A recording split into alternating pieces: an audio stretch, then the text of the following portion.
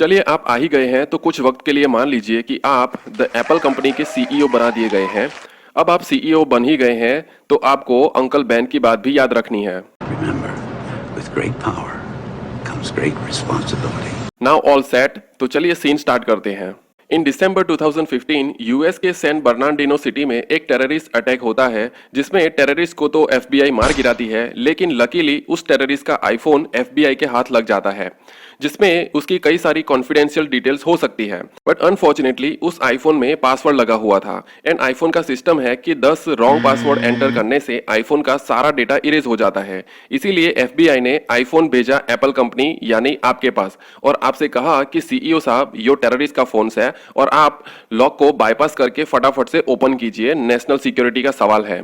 तो आपने फटाफट से तराजू निकाला जिसके एक पल्लू में रखा नेशनल सिक्योरिटी को और दूसरे पल्लू में बिलियंस ऑफ एप्पल कस्टमर की प्राइवेसी, सेफ्टी एंड सिक्योरिटी जो एप्पल कंपनी की कोर वैल्यूज में से है उसे रखा। अब आपके पास जो आईफोन आया है वो एक टेररिस्ट का फोन नहीं है बल्कि आपके लिए तो एक कस्टमर का फोन है। और अगर आप आईफोन का पासवर्ड क्रैक कर भी लेंगे तो बाकी एप्पल कस्टमर्स को यकीन हो जाएगा कि उनके आईफोन की प्राइवेसी के साथ भी एप्पल कॉम्प्रोमाइज कर सकता है। तो क्या आप अपने बिलियंस ऑफ कस्टमर की प्राइवेसी को सैक्रिफाइस करते हुए नेशनल सिक्योरिटी को ध्यान में रखकर अपना देश प्रेम दिखाते हुए खाई में कूदना पसंद करेंगे या कुएं में? वीडियो पॉज करके सोचिए। तो अगर आपका झुकाव नेशनल सिक्योरिटी की ओर है तो आपका डिसीजन मॉरल डिसीजन है, और अगर आपका झुकाव कस्टमर सिक्योरिटी की ओर है तो आपका डिसीजन एथिकल डिसीजन है। शायद आप इन दोनों वर्ड्स में डिफरेंस जानना चाहते होंगे। तो मॉरल डिसीजन आता है पर्सनल माइंडसेट से और एथिकल डिसीजन आता है प्रोफेशनल माइंडसेट से।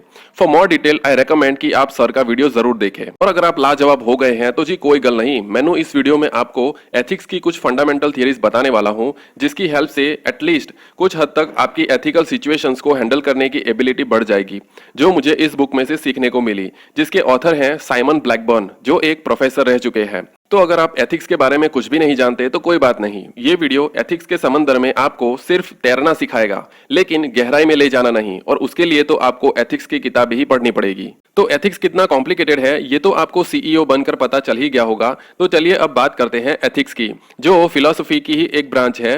तो एथिक्स बहुत ही डाइवर्स टॉपिक है और इसने तकरीबन सभी फील्ड में अपने पैर फैलाए हुए हैं, इसलिए इसको स्पेसिफिकली डिफाइन करना थोड़ा मुश्किल है। बट इन जनरली इसे नीति शास्त्र या नैतिकता भी कहते हैं। तो चलिए सबसे पहले उन 3 थियरीज को जानते हैं जिससे हम सभी की एथिकल लाइफ को कैसे एक दूसरे से खतरा हो सकता है। और हाँ, इस वीडियो या जिंदगी में इसे इस्तेमाल करना ना भूलें, लेकिन ये हथियार हर जगह काम नहीं आने वाला। So now let's begin. Author कहते हैं कि ज्यादातर वर्ल्ड सेक्युलराइज्ड हो चुका है और सिर्फ कुछ ही कंट्रीज को छोड़कर तकरीबन कोई भी कंट्री अब एक रिलीजियस से डोमिनेटेड नहीं है, जिसे ऑथर कहते हैं द डेथ ऑफ गॉड। चुप! बिल्कुल चुप! शायद आपको यह सुनकर बुरा लगा होगा, लेकिन इसी थियरी से एथिक्स को खतरा है। तो चलिए एक हाइपोथेटिकल एग्जांपल से समझते हैं। जैसे ऑफिस मैनेजर कहता है कि अगर किसी ने ऑफिस के फ्रिज में से कोई भी चीज चुराने की कोशिश की तो नर्क में उसके पकोड़े तल दिए जाएंगे। तो उस कोवर्कर को कौन रोकेगा जो नर्क या आफ्टर लाइफ में मानता ही नहीं है? तो ऑथर कहते हैं कि चाहे आप गॉड में बिलीव करें या ना करें, इससे कोई फर्क नहीं पड़ता। जैसे अगर हमें 30 kilometre per hour speed limit को एस्टैब्लिश करने के लिए गॉड की जरूरत नहीं है तो फिर दूसरे मॉरल लॉज बनाने के लिए गॉड की क्या जरूरत है? After all we are all quite capable. तो जैसे किसी भी रिलीजियस को चलाने के लिए रिलीजियस बुक्स है, ठीक उसी तरह हम इंसानों ने constitution, laws and human rights का पूरा सिस्टम बनाया है because we are quite capable. लेकिन जब मल्टीकल्चर के लोग एक ही छत के नीचे आते हैं तभी एथिक्स पे दूसरा छोटा बड़ा खतरा मंडराने लगता है। अब वो खतरा कितना है ये अभी साबित हो जाएगा, बस आप अपना तराजू लेके तैयार रहिए। तो चलिए बताइए कि इन 3 मोहतरमाओं में से आपको कौन सी मोहतरमा डिसेंट लगती है? वेल, आपका जो भी आंसर है पहले इस आर्ग्यूमेंट को सुन लीजिए। वहां की औरतें स्कर्ट पहनती हैं, टांग दिखती है। तुम्हारी औरतें साड़ी पहन के पेट दिखाती हैं। तो पेट का दिखना पवित्र है और टांग का दिखना अपवित्र है, ये कैसे हुआ? तो जिन लोगों को इन तीनों की बजाय कोई भी एक लेडी डिसेंट लगती है, इसका मतलब है कि वो लोग एथनोसेंट्रिक माइंडसेट के हैं, जो सोचते हैं कि उनका कल्चर ही बेस्ट है, बाकी कल्चर्स तो चाय पानी कम है, जो दूसरे कल्चर्स को अपने कल्चर के स्टैंडर्ड से कंपेयर करके जज करते हैं और मानते हैं कि उन्हीं का कल्चर सबसे महान है। और जब एथनोसेंट्रिक बिहेवियर एक्सट्रीम लेवल पे जाता है तब सोसाइटी में माइनॉरिटीज को काफी तकलीफें झेलनी पड़ती है, लेकिन तभी इन्हीं की तरह कुछ महान योद्धा पैदा होते हैं। लेकिन एक जगह पे इस बिहेवियर को पॉजिटिव साइन माना जाता है है एंड दैट इज स्पोर्ट्स। वहां आपका एथनोसेंट्रिक होना अच्छी बात है, विच इज ऑब्वियस कि खुद की टीम को सुपीरियर मानना पॉजिटिव साइन है। और अगर आप अब भी कन्विंस नहीं है तो चलिए बताइए कि इन दोनों में से सही कौन है। तो जो आपका आंसर है उसे कहते हैं कल्चरल रिलेटिविज्म, और इससे एथिक्स को कितना खतरा है ये आपने पहले ही देख लिया। तो ये दोनों अपने नजरिए से सही है। सिमिलर चीज किसी भी मल्टी कल्चर में अप्लाई हो सकती है। तो रिलेटिविज्म हमें हेल्प करता है दूसरे के पॉइंट ऑफ व्यू को इमेजिन करने में। इसी वजह से रिलेटिविज्म में सही गलत के कोई यूनिवर्सल नॉर्म्स नहीं है, और ये डिफरेंसेस कपड़े, पहनावे या लाइफस्टाइल में भी देखने को मिल सकता है। And most importantly cultural relativism हमें एक दूसरे के कल्चर को झेलने की एंड कॉम्प्रोमाइज करने की ताकत देता है। और बाय चांस जब हमारी ताकत जवाब दे देती है और दोनों में टकराव होते हैं तो जज साहब को अपना हथौड़ा और तराजू लेकर बीच में कूदना पड़ता है। वेल, इससे एथिक्स समझना थोड़ा कॉम्प्लिकेटेड जरूर होता है, लेकिन इम्पॉसिबल नहीं। अगर आप इस टॉपिक को ज्यादा डिटेल में जानना चाहते हैं तो सर का वीडियो एक बार जरूर देख लें। एथिक्स कल्चरल रिलेटिविज्म का बेस्ट सॉल्यूशन देता है कि किसी भी कास्ट, कल्चर या रिलीजन को जज करने से पहले पीके की तरह ऑब्जर्व करें और खुद से पूछें कि वो ऐसा काहे कर रहे हैं, और try to put your legs in their shoes. तो चलिए फिर से बात करते हैं द ट्रॉली प्रॉब्लम की विथ अ लिटिल ट्विस्ट। तो लीवर खींचने से पहले ये जान लीजिए कि वो एक इंसान आप ही का खून है। तो अब बताइए कि क्या आप 5 <1 का फॉर्मूला अप्लाई करना पसंद करेंगे? अगर आप अपने खून को बचाना पसंद करेंगे तो इट्स नॉर्मल, क्योंकि हम इंसान इवॉल्व ही कुछ इस तरह हुए हैं कि हमारी जिंदगी के ज्यादातर डिसीजन सेक्स और सर्वाइवल से ही इन्फ्लुएंस होते हैं। और एथिक्स को समवेयर इसी से खतरा भी है, और वो है ईगोइज्म, जिसका मतलब है दूसरों की परवाह किए बिना खुद का फायदा देखना। और हाँ, ये वही जयकांत वाला ईगो। जब वो हर्ट होता है तभी प्रॉब्लम शुरू होती है। वेल, छोटा मोटा ईगो तो हम सभी लेकर घूमते ही हैं, लेकिन ये वाला ईगो जब किसी करप्ट पॉलिटिशियन या ऑफिसर में आ जाता है और जब वो अपनी जेब भरने लगते हैं तब देश की हालत क्या होती है ये तो आपको पता ही है। लेकिन ईगोइज्म का एक सॉल्यूशन है इस प्रिजनर्स डायलेमा के अंदर। तो हाइपोथेटिकली मान लीजिए कि आप और आपका एक्स बिजनेस पार्टनर एक लीगल केस में फंस चुके हैं और दोनों को सलाखों के पीछे डाल दिया जाता है, और दोनों को 1 by 1 कन्फेस करने के लिए जज साहब द्वारा कुछ डील्स ऑफर की जाती हैं, जो कुछ इस तरह है कि अगर आपने कन्फेस किया और एक्स ने कन्फेस नहीं किया तो आपको 6 months और एक्स को 10 years। अगर आपने कन्फेस नहीं किया और एक्स ने कन्फेस कर दिया तो आपको 10 years और एक्स को 6 months। अगर दोनों ने कन्फेस कर दिया तो दोनों को 5 years, और अगर दोनों ने कन्फेस नहीं किया तो दोनों को 2 साल की जेल होगी। अब आपको नहीं पता कि एक्स ने क्या डिसीजन लिया है, तो अब आप क्या डिसीजन लेंगे? Pause the video and think. Well, egoism तो यही कहता है कि भाई आप अपना सेल्फ इंटरेस्ट पहले देखें, लेकिन सेम चीज आपके पार्टनर पे भी अप्लाई होती है और इसका रिजल्ट आपको भी पता है। लेकिन इस प्रेजेंट डायलेमा से हमें ये सीखने को मिलता है कि अगर आप और आपका पार्टनर दोनों अपने सेल्फ इंटरेस्ट या ईगो को बीच में ना लाएं तो दोनों का फायदा हो सकता है। सेम चीज रियल लाइफ में भी अप्लाई हो सकती है। एम आई राइट? तो चलिए अब बात करते हैं एथिक्स की उन 3 फंडामेंटल थ्योरीज की। अगर आप किसी भी वेडिंग सेरेमनी को देखोगे तो उन सभी में शादी के वक्त अपने स्पाउस को लॉयल रहने की या 7 जन्मों तक साथ निभाने की कस्में खाई जाती है अंडर एनी सर्कमस्टेंसेस। तो आप डियोंटोलॉजी थियरी को फॉलो कर रहे हैं, जो एथिक्स की पहली थ्योरी है।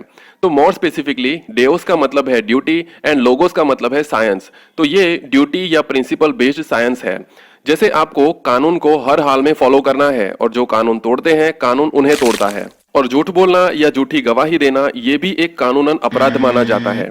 तो चलिए इसका आंसर दीजिए कि सपोज कोई गैंगस्टर आपसे यो पूछे कि चल बता तेरी फैमिली कितने है, मैं उनका खून कर दूंगा। तो अगर आपके झूठ बोलने से फैमिली की जान बच जाएगी तो क्या आप झूठ बोलेंगे?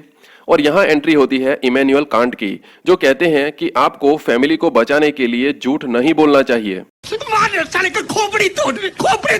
आई नो, शायद आप यही सोच रहे होंगे। वेल, तो कांट एक German philosopher and secular mindset के थे, और इन्हें इस बात से जज करने से पहले बता दूं कि इनके एथिक्स में अपने सिक्के चलते हैं। तो चलिए एक बहुत ही फेमस द ट्रॉली प्रॉब्लम को समझते हैं। हाइपोथेटिकली सीन कुछ ऐसा है कि आप लीवर के पास खड़े हैं और ट्रेन कुछ ही सेकंड्स में आने वाली है, और आपको फैसला लेना है कि 1 की जान बचाई जाए या 5 की। और आपने कैलकुलेशन करते हुए सोचा कि 5 ग्रेटर देन 1, लो जी हो गया फैसला, और आपने खटाक से लीवर खींच दिया और उस एक बंदे को जन्नत पहुंचा दिया, राइट। लेकिन यहाँ भी कांट आते हैं और कहते हैं कि रे थाम रे, पहले यो बता कि थारे को एक इनोसेंट को मारने का राइट किसने दिया। इस तरह कांट को रिजल्ट से ज्यादा आपकी एक्शन से प्रॉब्लम है। तो शायद आपको फिर से खोपड़ी तोड़ने का मन कर रहा होगा, लेकिन कांट को फिर से जज करने की बजाय उनकी थियरीज को जरूर पढ़ ले। और आपका 5 ग्रेटर देन 1 आंसर हमें ले जाता है एथिक्स की सेकंड थियरी पे, विच इज यूटिलिटेरियनिज्म।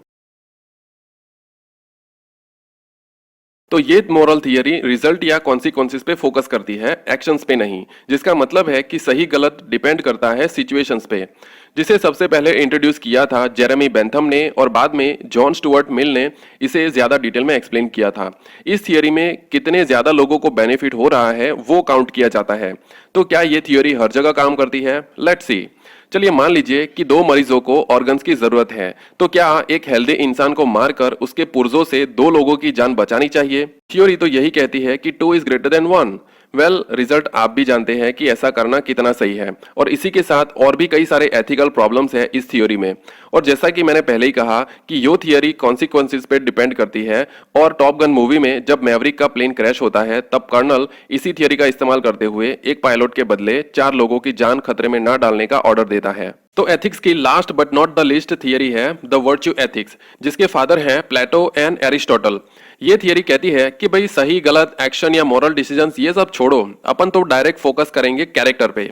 जैसे रोबोट को आप जैसे प्रोग्राम करेंगे वो वैसे ही परफॉर्म करेगा, and this is the key principle to the virtue ethics, because a virtuous character is the key to the moral life. इसमें बचपन से ही एजुकेशन एंड प्रैक्टिस के जरिए अगर आपने ये सभी क्वालिटीज बच्चों में इंस्टॉल कर दी, तब उसके एक बेहतर इंसान बनने के चांसेस डेफिनेटली बढ़ जाते हैं, और बच्चे बड़े होकर नेचुरली अपने आप मॉरल डिसीजंस ले पाते हैं।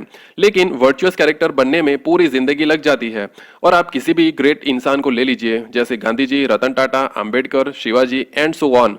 ये सभी अपने बचपन की तालीम, education and life time practice की वजह से ही सोसाइटी में पॉजिटिव कंट्रीब्यूशन दे पाए। On the other hand, wrong programming and wrong environment की वजह से सोसाइटी में गलत कैरेक्टर के लोग भी पैदा होते हैं। अब ऐसे लोगों से भी हमारी हिस्ट्री भरी पड़ी है। तो नेक्स्ट टाइम आपके सामने कोई भी सिचुएशन आए तो एक्ट करने से पहले खुद से पूछें कि इस सिचुएशन में एक अच्छा इंसान कैसे बिहेव करेगा और मुझे किस तरह का इंसान बनना चाहिए। तो आप वीडियो के एंड तक आ चुके हैं, और अगर आप सच में अपना दिमाग इस्तेमाल करेंगे तो आपको एथिक्स को लेकर कई सारे क्वेश्चंस एंड डाउट्स जरूर होंगे, and this is the purpose of ethics, to question everything and जज आवर एक्शंस। तो उम्मीद है कि आपको इस वीडियो ने थोड़ा इंस्पायर किया होगा एथिक्स को और एक्सप्लोर करने में। अगर वीडियो से कुछ सीखने को मिला तो वीडियो को जरूर शेयर कीजिए। So I will see you in the next video, but till then keep learning, keep going.